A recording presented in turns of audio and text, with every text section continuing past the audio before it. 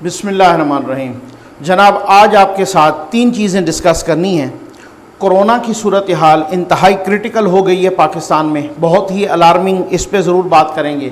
दूसरा ये है कि जस्टिस काजी फ़ायज़ ईसा ने बहुत अहम सवालात उठा दिए हैं, एक चार्ज शीट कर दिया है शहजाद अकबर साहब को, वज़ीर आज़म पाकिस्तान के मुआविन ख़ुसूसी को चार्ज शीट किया है। बहुत अहम सवालात हैं, उस पर बात करेंगे। और ये बात करेंगे जनाब कि जहांगीर तरीन साहब की बड़ी कोई इम्पॉर्टेंट मुलाकातें हो रही हैं, ज़राए बता रहे हैं उनकी बहुत अहम मुलाकातें जारी हैं, और उन मुलाकातों का क्या सिलसिला निकलने वाला है, नतीजा क्या, इस पे ज़रूर बात करेंगे। कोरोना सबसे पहले, यानी हो सकता है जब आप वीडियो देख रहे हो तो इस तादाद में बहुत रद्द-बदल हो चुका हो, ये तादाद बढ़ चुकी हो। फ़िलहाल तकरीबन 68,000 यानी कि 68,000 तक पहुँच गए तादाद, जहाँ बहक अफराद की तादाद भी तकरीबन को 1433, हो सकता है इससे ज़्यादा हो। गुज़श्ता 24 घंटों के दरमियान 80 से ज़ायद अमवात हो गई हैं जनाब।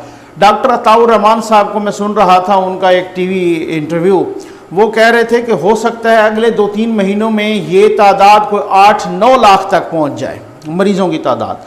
बहुत ही अलार्मिंग पोजीशन। वो कह रहे थे कि जिस तरीके से पिछले 28 दिनों में तकरीबन को 4 गुना तादाद बढ़ी है, तो इससे बईद नहीं है कि अगले 1 महीने में इसका 4 गुना कर लें, और उससे अगले 1 महीने में तो ये तकरीबन कोई 8-9 लाख तक बढ़ सकता है। बहुत ही अलार्मिंग सूरत हाल है।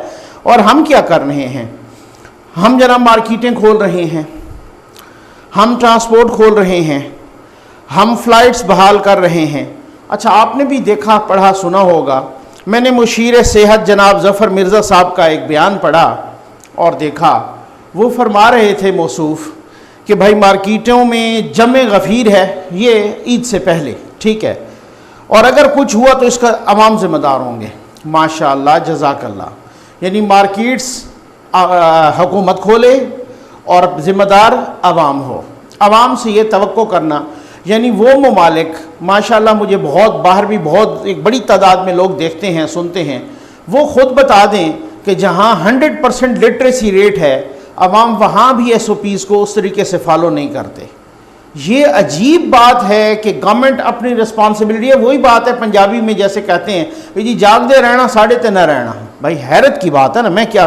हम क्या कर रहे हैं जनाब? हम प्रेस कॉन्फ्रेंसेस करके, रोज़ कागज़ लहरा के दूसरों पर 18-18, 20-20 इल्ज़ामात लगा रहे हैं, उससे निकलता कुछ भी नहीं है। हम घर चले जाते हैं, दूसरे दिन आके एक और प्रेस कॉन्फ्रेंस कर देते हैं। चलें जनाब, मुझे नारोवाल से पिछले कई दिनों से मुतअद्दिद लोग ये फ़ोन कर रहे हैं, मैसेजेस कर रहे हैं, ऑडियो नोट भिजवा रहे हैं। किसी को ज़रूरत हुई तो मैं ये लगा दूंगा ऑडियो नोट उनका।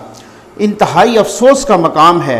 वो कह रहे हैं सर खुदा के लिए हमारी आवाज़ पहुँचाएँ गवर्नमेंट तक, खुदा के लिए हमारी आवाज़ पहुँचाएँ मुतमव्विल तबकों तक, और उनसे कहें कि ये जो नारोवाल का हॉस्पिटल है डायलिसिस के लिए, जो नारोवाल का डिस्ट्रिक्ट हेडक्वार्टर हॉस्पिटल है, कहते हैं कि पहली हुकूमत के दौरान वहाँ डायलिसिस की किट्स मुफ्त मिलती थी, और इस हुकूमत में अब वो किट्स ख़त्म हैं, हमें बाहर से ख़रीदनी पड़ रही हैं। और वो कहते हैं कि एक किट तकरीबन कोई 2100-2200 से 2500 तक मिल रही है। और मुझे जिस साहब ने बताया, वो अपनी गालिबन उनकी कोई अजीज़ा हैं, मिसेज़ हैं या वालदा हैं, जो भी हैं, तो उनका नाम भी बताया, और उन्होंने कहा कि जनाब कि हमें हफ़्ते में 2 मरतबा आना पड़ता है, और हम मज़दूर लोग हैं। आप अंदाज़ा करें कि हफ़्ते में 2 मरतबा आना पड़े, एक हफ़्ते में अगर उनका डायलिसिस किट्स लाने में, वो इक्विपमेंट लाने में जिससे डायलिसिस होता है, वो ये डॉक्टर साहबान अच्छी तरह से बता सकते हैं, 5,000 का ख़र्चा अगर वो एक हफ़्ते का हो, और महीने में आप ख़ुद बताएं कि 4 हफ़्ते होते हैं, तो उनका कोई 20,000 ये ख़र्च हो जाए डायलिसिस पे। और ये कौन सा हॉस्पिटल है? ये कहते हैं कि भाई नारोवाल का, आप मीडिया रिपोर्ट्स चेक कर लें, नारोवाल का ये वो हॉस्पिटल है जो पंजाब के 36 अजला में कोई 4 मरतबा ये फर्स्ट आ चुका है। उस हस्पताल की आज ये हालत कर दी है रियासत मदीना के हुक्मरानों ने कि वहाँ डायलिसिस की किट्स नहीं हैं, वहाँ पे लोग मर रहे हैं। वो बंदा रोने लग गया। وہ بندہ کہہ رہا ہے کہ سر، وہ پنجابی میں کہہ رہا تھا کہ سر اتھرو ڈگ پے نے، مطلب کہ وہ اس طریقے سے رونے لگ گیا، مجھے اتنا ترس آیا، میں کوئی مسلسل نہ بہت اچھا. پھر میں نے ان سے کہا کہ نہیں، مجھے آپ دوسروں سے بھی بات کروائیں. پھر دوسرے بندوں نے مجھے میسج کی ہے، کیونکہ میں کافی تسلی کرتا ہوں کہ میں کہتا ہوں کوئی بات اس طرح سے کوئی ویریفیکیشن کے بغیر نہ چلی جائے. وہ بندہ رونے لگ گیا اور وہ کہتا ہے کہ سر ہم کیا کریں، ہم غریب لوگ ہیں، ہم 20,000 ہر مہینے ڈائلسس پہ نہیں لگا سکتے، ہم مر جائیں گے. آپ اگر گورنمنٹ سے نہیں تو کہ امیر لوگوں سے، اور ان سے وہ کہیں کہ جناب ان کی وہاں 12 مشینیں ہیں، وہ کہتے ہیں کہ کٹس نہیں ہیں، ہمیں بھگا دیا جاتا ہے کہ باہر سے لاؤ نہیں تو گھر واپس چلے جاؤ. مطلب یہ حالات ہیں. اور میں نے ان سے کیٹیگوریکلی پوچھا، میں نے کہا آپ ٹھیک کہہ رہے ہیں یا غلط بیانی کر رہے ہیں کہ پچھلی گورنمنٹ میں ایسے مفت ملتی تھی کٹس؟ انہوں نے کہا جی بالکل، آپ باقیوں سے بھی بات کر لیں، آپ سب سے پوچھ لیں کہ نون لیگ کی گورنمنٹ میں جب شہباز شریف وزیر اعلیٰ تھے تو ناروال کے ہاسپٹل میں کٹس مفت ملتی تھی ڈائلسس کے، ناروال کے ڈسٹرکٹ ہیڈ کوارٹر ہاسپٹل میں اب وہی کٹس 2000 سے 2500 میں مل رہی ہیں اور ہفتے میں 2 مرتبہ ڈائلسس کرانا پڑتا ہے. ہم غریب لوگ ہیں، ہم مزدور لوگ ہیں، ہم مر جائیں گے، ہم ڈائلسس کے پیسے نہیں دے سکتے. خدا کے لیے ادھر توجہ دیں بھائی، اللہ کے لیے ادھر توجہ دیں. ہم کیا کر رہے ہیں جناب؟ ہماری پرائرٹیز کیا ہیں؟ ہماری پرائرٹیز یہ ہیں کہ ہم نواز شریف کی تصویریں وائرل کر رہے ہیں، باہر بیٹھے ہوئے ہوٹل میں یا کہیں پر بھی بیٹھے ہوئے ان کے اپنی فیملی ممبرز کے ساتھ، فیملی کی خواتین کے ساتھ ان کی ایک فوٹو آئی. جناب شہباز گل صاحب اپنی جگہ لگ گئے، ہمارے دوست فواد چودھری صاحب اپنی جگہ لگ گئے. اور شہباز گل صاحب تو میں معذرت کے ساتھ کہوں گا کہ کوئی ایسے ویلے بندے ہیں نا، مطلب ویلے اور بھی بہت سارے ویلے ہیں، لیکن یہ تو کوئی بالکل ویلوں کے کپتان ہیں یہ، ٹھیک ہے نا. انہوں نے تو بالکل وہ گندی زبان استعمال کرنی ہوتی ہے، اور اس طریقے سے انہوں نے وہ مطلب میرے خیال ہے ان کی نوکری لگی ہی اسی وجہ سے ہے. ان کو مجھے اور کوئی پتہ نہیں. جیسے جسٹس قاضی فائز عیسیٰ صاحب نے سوالات اٹھائے نا ان کے جناب دوسرے معاملے خصوصی پہ، یہ ان پہ اگر کوئی سوال اٹھائے نا، ان کو اپنی جاب نیچر کا پتہ نہیں ہوگا کہ میری جاب نیچر ہے کیا. ہاں مجھے البتہ معذرت کے ساتھ پتہ ہے کہ ان کی جاب نیچر دوسروں کو گالیاں دینا، گندی زبان میں ٹویٹس کرنا، ہر ایک ٹویٹ کا کسی نہ کسی طریقے سے جناب جواب دینا، چاہے وہ جواب بنتا ہو نہ بنتا ہو، بس ان کی نوکری وہی پکی ہے. ان کی نوکری، جیسے ہارون رشید صاحب نے کہا نا کہ جیسے ان کو پنجاب سے نکالا گیا تھا تو پھر وہ منتیں ترلے کپتان صاحب کے اور جناب اللہ بخشے نعیم الحق صاحب سے سفارشیں کروانا اور کبھی کسی سے کروانا، تو وہ ان کا یہ ٹڈی دل نے 61 اضلاع میں تباہی مچا رکھی ہے. پاکستان کے 61 اضلاع میں آپ چیک کر لیں، تمام صوبوں میں پہنچ گئی ہے. ہزاروں ایکڑ پہ فصلیں تباہ ہو چکی ہیں. تقریباً ماہرین کہہ رہے ہیں کہ 600 ارب سے زیادہ کا نقصان ہو گیا ہے. خوراک کی کمی کا خدشہ ہے. ہم کیا کر رہے ہیں جناب؟ کسی وزیر کی شادی کا شوشہ چھوٹ رہا ہے اور جناب کوئی اپوزیشن یہ سوچ رہا ہے اپوزیشن لیڈر کو کس طرح سے اندر کیا جائے، کوئی سوچ رہا ہے میڈیا پہ کس طرح قدغن لگائی جائے، کوئی سوچ رہا ہے سوشل میڈیا والوں کو کس طرح سبق پڑھایا جائے. یار یہ آپ خود بتا دیں. میں کہتا ہوں اگر کوئی ایفرٹس نظر آتی نا تو ہو جاتا ہے یار بھائی کوئی ایفرٹ تو کر رہا ہے نا بندہ، کوئی حکومت ہے ایفرٹ تو کر رہی ہے نا، کوئی یہ تو پتہ چلتا کہ آپ تو ایفرٹ کر رہے ہیں، آگے اس کا رزلٹ وہی ہے کہ وہ پھر جو ہے نا مطلب وہی والی بات. اب اگر آپ یہ کہیں، میں آپ کو کہتا ہوں کہ اگر کسی کو ڈاکو کہنے سے، چور کہنے سے، کسی کو سسلین مافیا کہنے سے اگر مسائل حل ہوتے ہیں نا، کل میں آپ کے ساتھ مل کے کہتا ہوں سب کو ڈاکو آپ مسائل حل کر کے دکھائیں. مسائل تو حل کریں نا. ڈاکو اب وہ نہیں چلے گا کہ 2 سال آپ کو ہو گئے ہیں، عوام مر رہے ہیں، آپ ڈاکو کھیل رہے ہیں. اپنا شہزاد اکبر صاحب پہ آ جائیں. جسٹس قاضی فائز عیسیٰ صاحب نے سوالات اٹھائے ہیں، ان پہ جواب جمع کرائیں. پہلے بھی وہ 2-3 جواب جمع کروا چکے ہیں اپنے صدارتی ریفرنس کے ان کے جواب میں تو سپریم کورٹ میں. تو شہزاد اکبر صاحب کو انہوں نے جگہ نا اپنی اپلیکیشن میں اپنے جواب میں امپوسٹر کہا ہے. اب آپ اس کا ترجمہ دھوکے باز کر لیں، آپ اس کا ترجمہ دغے باز کر لیں، جو بھی کر لیں، ٹھیک ہو گیا نا. آپ اس کو دغا باز کہہ لیں، دھوکہ باز کہہ لیں، کچھ بھی کیا انہوں نے یہی لکھا ہے. جسٹس قاضی فائز عیسیٰ صاحب نے مرزا شہزاد اکبر صاحب کو امپوسٹر کہا ہے، ٹھیک ہو گیا نا. انہیں پہلا سوال، میں جلدی سوالات سے کیونکہ بہت ہی امپورٹنٹ نیوز ہے اور بہت ساری امپورٹنٹ چیزیں ہیں. جہانگیر ترین صاحب پہ بھی میں نے آنا ہے کہ وہ پنجاب میں کیا کر رہے ہیں، کس قسم کی ملاقاتیں ہیں اور ہونے کیا جا رہا ہے. پہلا سوال، شہزاد اکبر امپوسٹر لکھا ہے کو ملازمت پر کس نے رکھا؟ Very important question. کیا نمبر 2 کیا ایسڈ ریکوری یونٹ کے چیئرمین کی پوسٹ کے لیے اشتہار دیا گیا تھا؟ سوال نمبر 3 کیا اس عہدے کے لیے درخواستیں مانگی گئی تھیں؟ سوال نمبر 4 کیا شہزاد اکبر کا انتخاب FPSC یعنی فیڈرل پبلک سروس کمیشن کے تھرو کیا گیا ہے؟ جسٹس قاضی فائز عیسیٰ کہتے ہیں کہ اگر ان سوالات کا جواب نفی میں ہو تو پھر انہیں کس طرح ملازمت پر رکھا گیا؟ نمبر 5واں سوال۔ چھٹا، شہزاد اکبر کی ملازمت کے شرائط و ضوابط یا قواعد و ضوابط کیا ہیں؟ 7واں سوال، کیا شہزاد اکبر پاکستانی ہیں؟ کیا وہ غیر ملکی ہیں یا دوہری شہریت کی حامل ہیں؟ چونکہ اب جسٹس قاضی فائز عیسیٰ صاحب لکھتے ہیں کہ چونکہ ایسڈ ریکوری یونٹ یعنی ایسڈ ریکوری یونٹ ARU کی کوئی قانونی بنیاد ہے نہیں، اس لیے اگر یہ ادارہ یا اس کا چیئرمین 1 روپیہ بھی خرچ کرے گا نا تو وہ بھی قوم کے پیسے کا ضیاع ہوگا۔ اب آپ اندازہ کر لیں۔ پھر وہ کہتے ہیں کہ امپوسٹر مرزا شہزاد اکبر نے غیر قانونی طور پر ملک کی سب سے بڑی عدالت یعنی سپریم کورٹ کے جج اور ان کی فیملی سے متعلق غیر قانونی طور پر معلومات حاصل کی، لیکن اپنے اور اپنی فیملی کے بارے میں کچھ نہیں بتایا۔ پھر وہ سوال کرتے ہیں، سوال نمبر 8، مرزا شہزاد اکبر کے انکم ٹیکس اور ویلتھ کا سٹیٹس کیا ہے؟ سوال نمبر 9، انہوں نے اپنے انکم ٹیکس ریٹرن کب جمع کرانے شروع کیے؟ سوال نمبر 10، شہزاد اکبر نے اپنی جائیداد، اثاثے، اکاؤنٹس ظاہر کیوں نہ کیے؟ سوال نمبر 11، انہوں نے اپنے بیوی بچوں کے نام ظاہر کیوں نہ کیے؟ سوال نمبر 12، شہزاد اکبر کی بیوی اور بچوں کی نیشنلٹی کیا ہے؟ سوال نمبر 13، کیا مرزا شہزاد اکبر کی بیوی اور بچوں کی پاکستان یا پاکستان سے باہر جائیداد ہے؟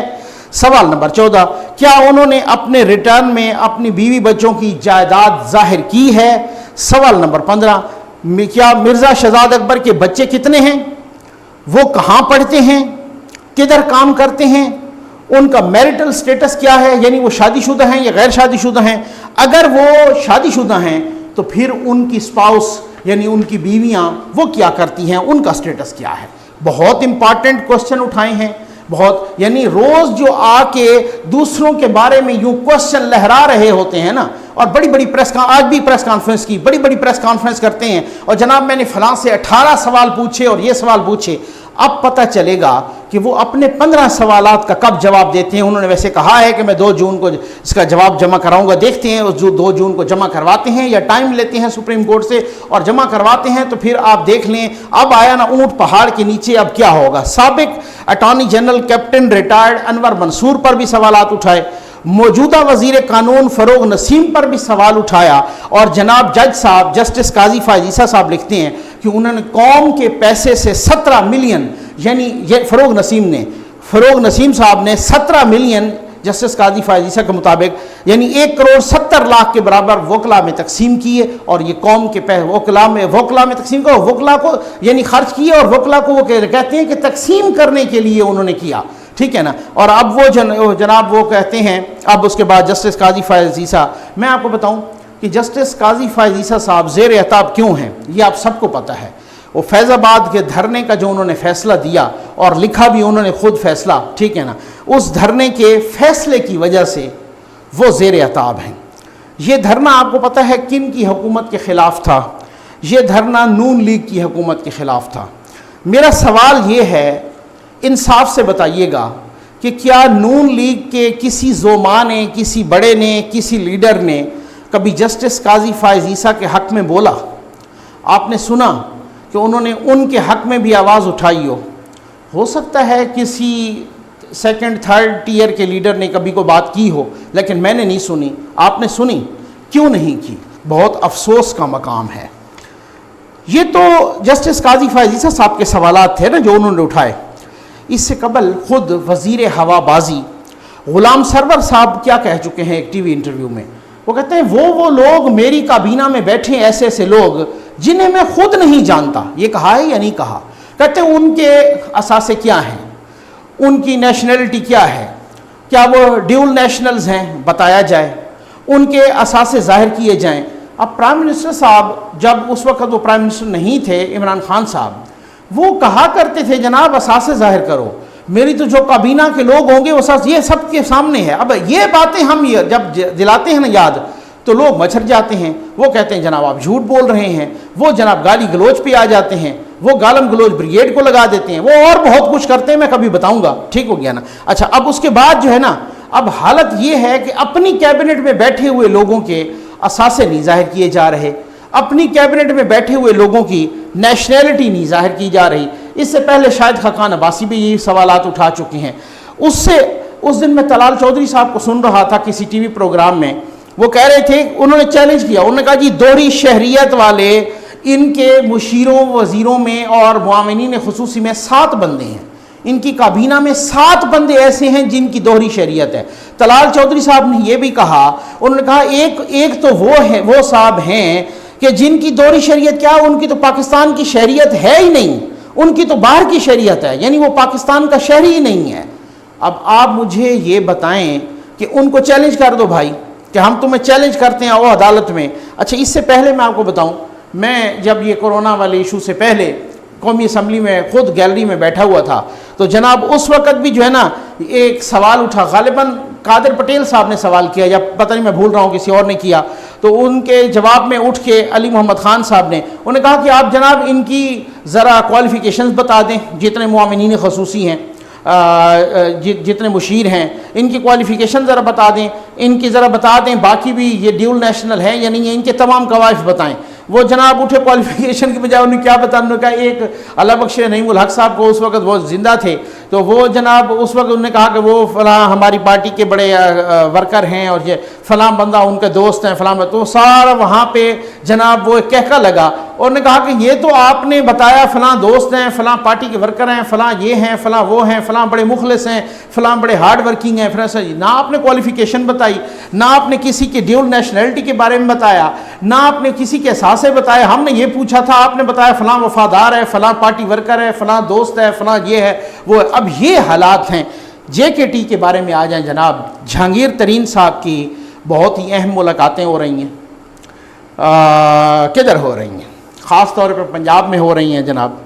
مجھے ایک دوست نے بتایا, پی ٹی آئی کے دوست نے, کہ خیر میں بھی ان خیال والے لوگوں میں شامل تھا کہ جن کے بارے میں جو یہ کہتے ہیں, میری آپ ویڈیوز دیکھ لیں, کہ جن کے بارے میں جن کا یہ خیال تھا کہ نہیں جی ہر صورت میں سمجھتا ہوں جہانگیر ترین صاحب کے خلاف کچھ نہ کچھ ہوگا. اس کی وجوہات یہ ہیں کہ آج کل جن لوگوں نے خان صاحب کو گھیرا ہوا ہے نا, جو کچن کیبنٹ ہے, جنہوں نے ارد گرد ایسے گھیرتے ہیں نا لوگ, چاہے وہ کوئی بھی پرائم منسٹر ہو, تاکہ لوگوں کی آوازیں ان کے کانوں تک نہ پہنچیں, لوگوں کا دکھ ان کے کانوں تک نہ پہنچے, لوگوں کا دکھ ان کو دکھائی نہ دے, ٹھیک ہے نا, درد ان کو دکھائی اور سنائی نہ دے. اس طریقے سے لوگ گھیرتے ہیں نا ہر وزیر اعظم کو نا. اچھا ان کو بھی جو کچن کیبنٹ میں جن لوگوں نے گھیرا ہوا ہے نا, بس میں نام نہیں لینا چاہتا, بہت سارے دوست بھی ہیں, اچھے لوگ بھی ان میں ہوں گے, ایسی بات نہیں ہے. تو جن لوگوں نے گھیرا ہوا ہے نا, تو وہ ہر بندہ یہی کہہ رہا ہے کہ وہ اینٹی جہانگیر ترین لوگ ہیں, یعنی کہ جہانگیر ترین کی جو اینٹی لابی ہے نا, وہ سارے کے سارے وہ لوگ ہیں. اب اس وجہ سے ان کے خلاف تو اب یہ میں نے خود کہا تھا کہ میرا اپنا انالیسس یہی کہ اب شوگر انکوائری کی رپورٹ تو آ گئی, اب رپورٹ میں یہ کارروائی کرتے ہیں تب بھی پھنستے ہیں, نہیں کرتے تب بھی پھنستے ہیں. اگر کرتے ہیں تو بہت بڑا مسئلہ ہو جائے گا, کیونکہ ظاہر ہے ان کو صرف جہانگیر ترین کے خلاف تو کارروائی نہیں ہوگی نا, پھر مونس سلائی صاحب کے خلاف بھی کرنی پڑے گی, پھر اس کے بعد خسرو بختیار کے خلاف بھی کرنی, پھر اوروں کے خلاف بھی کرنی پڑے گی, تو پھر تو گورنمنٹ جاتی ہے. اور اگر نہیں کرتے تو ساکھ جاتی ہے. اچھا لاسٹ ٹائم میں نے کہا نا ساکھ جاتی ہے, تو ایک کسی ویور نے لکھا کہ سر آپ یہ تو بتا دیں پہلے بچ کتنی گئی ہے. میں نے کہا چلیں ٹھیک ہے, یہ ڈیبیٹیبل ہے, یہ بعد میں کر لیں گے. اچھا اب میں آپ کو یہ بتاؤں کہ وہ کہہ رہے ہیں کہ جے کے ٹی صاحب یعنی جہانگیر خان ترین نون لیگ اور کاف لیگ کے فاصلے مٹانے کے لیے بڑا کام کر رہے ہیں, ان کو ایک ساتھ اکٹھا کرنے کے لیے اس پہ ان کا پورا گروپ بڑا کام کر رہا ہے. اچھا آپ نے سنا ہوگا کہ عارف حمید بھٹی صاحب, جن کے پاس بڑی اندر کی خبریں ہوتی ہیں اور ان کے سورسز کیا ہیں وہ بھی آپ کو اچھی طرح سے پتہ ہے, انہوں نے بھی اپنے ایک پروگرام میں کہا کہ جناب گزشتہ چند روز سے ان کی بڑی اہم ملاقاتیں ہو رہی ہیں, اور ایک جو ہے نا ان سے 4 MNAs اور 11 MPAs ظاہر ہے پنجاب سے, ان 15 لوگوں نے ملاقات کی اور ان سے کہا کہ آپ ہمیں اجازت دیں, ہم پریس کانفرنس کرنا چاہتے ہیں. انہوں نے فی الحال انہیں پریس کانفرنس سے روک لیا. تو معاملات تو بہت گڑبڑ ہیں. مجھے ایک جو میں بات بتا رہا تھا, پی ٹی آئی کے دوست مجھے کہہ رہے تھے، میں نے ان سے کہا کہ بھائی یار یہ بتائیں کہ یہ کیا معاملہ کیا ہے کہ بھائی جہانگیر ترین صاحب تو بہت ہی قریبی تھے، بہت ہی مطلب وہ تو خان صاحب کے بعد ڈپٹی پرائم منسٹر تھے، اور جب وہ قومی اسمبلی کے ممبر بھی نہیں تھے تب بھی آف دا ریکارڈ بھی صرف وہ کیبنٹ میٹنگز میں حصہ نہیں لیتے، باقی بہت سارے میں تو صدارت کرتے تھے کتنی میٹنگز کی، ٹھیک ہے نا، مطلب وہ مختلف ڈپارٹمنٹس کی، مختلف وزارتوں کی۔ اچھا تو یہ کیا چکر ہوا؟ تو انہوں نے کہا کہ بھائی چکر اور بھی بہت سارے ہیں آپ کو پتہ ہے، لیکن معاملہ یہ ہے کہ جہانگیر ترین صاحب کی کچھ شہر اقتدار میں بھی کچھ خفیہ ملاقاتیں ہوئی تھیں، اور ان ملاقاتوں کا پتہ چل گیا خان صاحب کو۔ تو پھر آپ خود، اب وہ ملاقاتیں جناب ہر قسم کی ملاقاتیں ان کی جاری ہیں، پنجاب میں بھی جاری ہیں۔ اب دیکھیں کہ ہوتا کیا ہے بجٹ کے بعد، اللہ تعالیٰ کرونا سے بھی نجات جلد از جلد دلائے پاکستان کو اور دنیا کو بھی، اور یہ کرونا پیسیفائی ہو، اور جناب یہ جو ہے نا اللہ تعالیٰ معافی دے، ٹڈی دل سے بھی اللہ تعالیٰ جان چھڑائے، کیونکہ خدا سب دعا کریں تاکہ، کیونکہ اگر خوراک کا مسئلہ پیدا ہو گیا تو وہ پھر غریب مرے گا، مڈل کلاس مرے گا، سارے لوگ اس طریقے سے، تو اللہ تعالیٰ پاکستان کے مسائل حل کرے، سب کے سب پاکستان کے اندر بھی دوست بھائی اور پاکستان کے باہر بھی دعا کریں کہ پھر دیکھتے ہیں کہ بجٹ پیش ہو رہا ہے جناب 12 جون کو، اس کے بعد کیا اونٹ کس کروٹ بیٹھتا ہے اور کیا صورتحال اختیار ہوتی ہے۔ اگلے خود شیخ رشید صاحب بھی کہہ چکے ہیں، جن کی شادی کے بھی آج کل بڑے چرچے ہیں، خیر میں پرسنل اس پہ بات کرنا زیادہ پسند نہیں کرتا، لیکن یہ ہے کہ وہ خود کہہ چکے ہیں کہ اگلے جو 3 ماہ ہیں، نیکسٹ 90 ڈیز جو ہیں وہ بڑے امپارٹنٹ ہیں۔ تو لیٹس سی کہ کیا ہوتا ہے۔ امید ہے آپ کو ویڈیو پسند آئی ہوگی، آپ کا بہت بہت شکریہ۔ میں نے اکثر بیشتر میں اس طرح سے کہتا ہوں، تو ایک دوست ایک بھائی کہہ رہے تھے کہ سر یہ بھی کوئی کہنے والی بات ہے، آپ کی ہر ویڈیو پسند آتی ہے۔ جناب آپ کا بہت شکریہ، جزاک اللہ، اللہ آپ کو عزت دے، اللہ آپ کو خوش رکھے۔ چلیں میں یہ کہتا ہوں اس یقین کے ساتھ کہ آپ کو ویڈیو پسند آئی ہوگی، آپ کا بہت بہت شکریہ۔